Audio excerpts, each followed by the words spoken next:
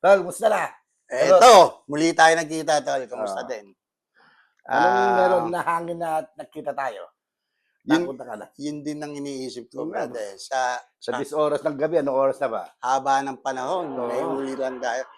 Matagal-tagal na rin tayo, kung ilang taon na rin tayo hindi nagkikita. Sa akin, Diba? pagkaalam ko, 44 na ako eh. Years sa Taugama. Ha?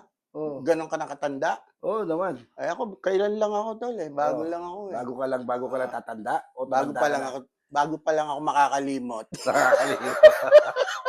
Ano ba mga ano natin sa ano? Tol, kung Ang sarap balikan.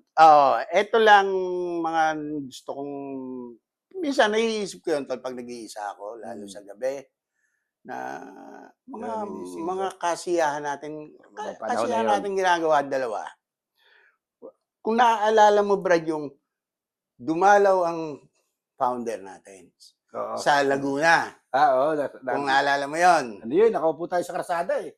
Oo, umagang-umaga alas Umaga, 8 pa lamang 8. nagiinom na tayo Oh. at ang favorite nating inumin ay Barangay Ginebra. yeah, Wala nang bago.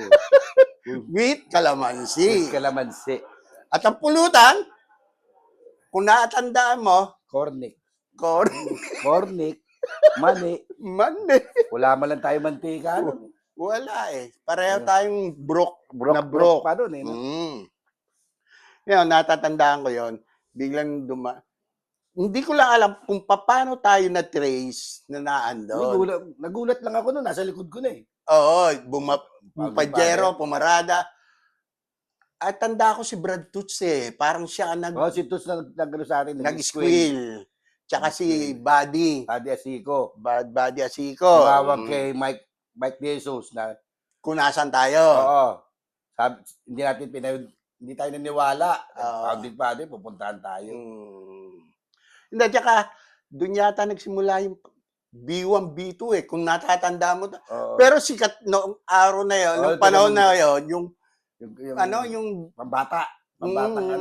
pajamas, Bananas banana pa yun. pajamas, yun yung B1, B2 talaga eh. Oh, Kaya lang, nung tinanong tayo ni founder ng, ano pangalan yung dalawa? Eh, ayaw nila maniwala na Boots. Boots. Nagkataong parehong Boots ang alias natin. Oo.